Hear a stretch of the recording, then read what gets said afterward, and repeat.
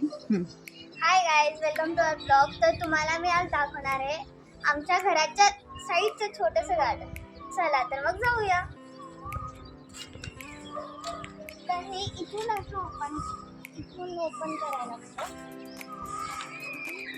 अरे इथे टाईट कलिंगडाचं झाड ते वाळलं आहे कारण की त्याला खूप पाणी पडलंय. आता हे आंब्याचं झाड बघू शकता किती छान प्रकारे उगवायला आहे. तर आम्ही रोज जेवायला लावतो. हे साईबाईचं झाड, ह्याला आजकाल फुलं लागत नाही, काय माहिती काय नाही. हे मोसंबीचं झाड बघू शकता, ह्याला मोसंबी पण लागली. हे नारळाचं झाड जे की आम्हाला एका काकाने आणून दिलं. हे चिकूचं झाड बघू शकता, इथे पण एक चिकू लागले, इथे पण लागले, इथे पण लागले, इथे पण लागले. हे तरागा डबल तरागा आहे. हा खूप मस्त आहे, पण त्याची फुलं उशिरा लागतात.